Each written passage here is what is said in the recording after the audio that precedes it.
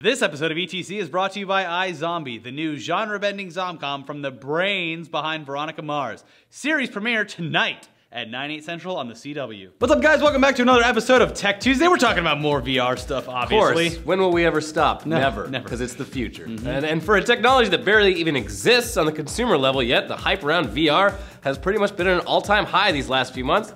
A lot of that hype surrounds VR's uses outside of gaming. When Valve and HTC revealed their Vive headset a few weeks back, their promotional video for it didn't even mention gaming, and instead focused on VR's ability to transport users to immersive new places and realities. And the latest ad for the Samsung Gear VR headset ups the ante with an actual, specific, practical, real-world use for VR, which would be sharing moments with loved ones from thousands of miles away. I bring this up every time, and look, they're finally getting the picture. It features a couple in Australia who are on opposite sides of the continent, with the father able to witness the birth of his child through the Gear VR. Gross.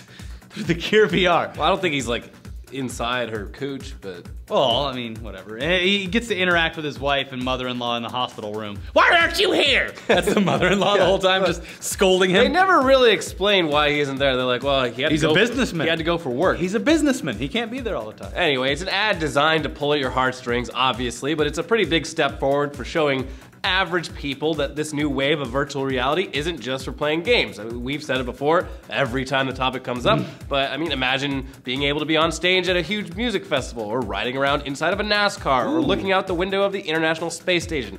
All from the comfort of your home, anywhere with an internet connection. Nice and safe and sound. Don't risk anything in your life Don't anymore, go everyone. outside. Yeah. I'll go bungee jumping, but I'll send some other guy with a camera to go for me.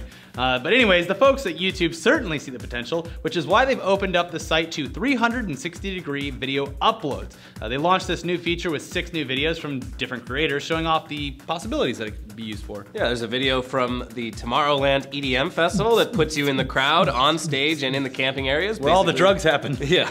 Do drugs with these Europeans. Whoa! There's one that takes you up in a hot air balloon and lets you watch dudes in wingsuits jump off of it. There's one that puts you inside of an F1 race car. That sounds fun. There's one that puts you on top of a Brazilian carnival float. Ooh.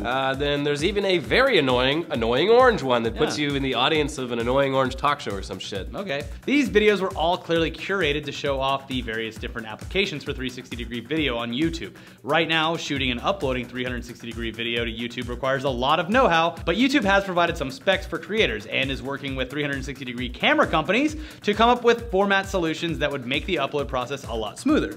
Yeah, the ideal way to watch these videos is on your phone. Specifically, it has to be an Android, because instead of like clicking and dragging on a browser like you would with like Google Street View, watching it on YouTube for Android uses your phone's gyroscopes and makes it more like an augmented reality thing. Yeah, it will make you dizzy though. I used to play around with the Google Cardboard, and I kind of got the gist of what they were going with there. They had some like applications where you'd sit in a movie theater and be able to watch YouTube videos and stuff. It was cool. Yeah. But it's getting more practical. You're getting to see stuff that's actually going to be used for in the future. Yeah, I mean, but aside from YouTube for Android, an even more ideal way to watch these would be through an actual VR headset, which has much more precise gyroscopes. So, I mean, YouTube's being pretty forward-thinking by jumping on this 360-degree bandwagon right now and trying to get creators interested early, much like they've been doing with their Cardboard project for the last year or so. They're helping connect this niche of VR filmmaking and development with a wide audience that doesn't even... If you own a 360-degree camera company, and you want to send one to us, we'd make this show in 3D or 3D 360 one day. Yeah, we're gonna run around the camera and make you... very dizzy. Make you spin Here, around chase in me a for the chair. news.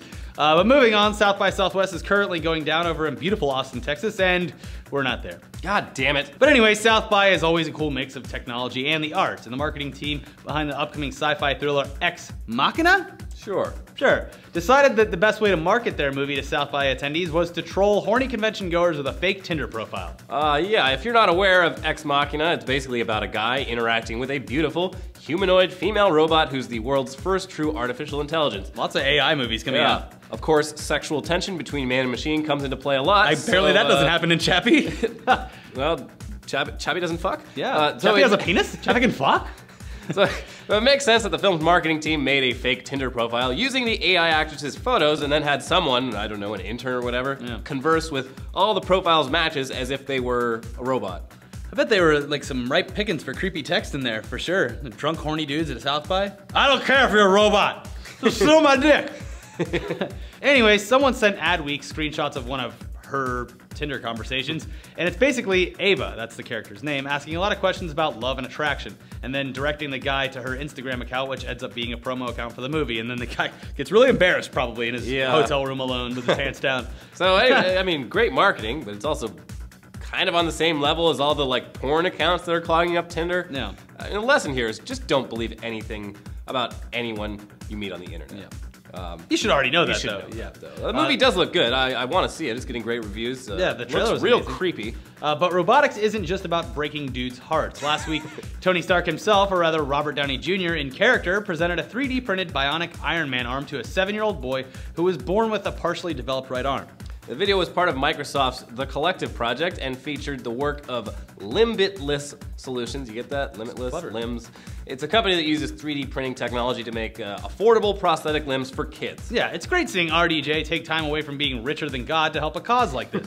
It's also great seeing this little kid's mind try not to explode when the most popular movie character of his lifetime shows up in real life to give him an Iron Man arm. He's just sitting there like, yeah.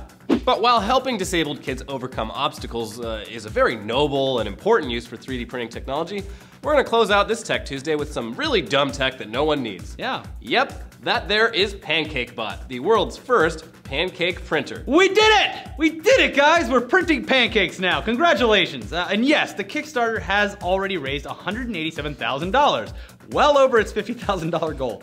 These are gonna sell for the low, low price of $300 when they're available, so God help us all. You can eat the pancakes. Whatever. I don't know. I don't know what to think anymore. But hey, everything's coming up 3D. Yeah. I wish we could do the show in 3D. Chase us this way for more news and click these links. Yeah. Do you want to watch our show in 360? No, you don't. No, you don't. Watch the podcast. No. Yeah. Bye. Bye.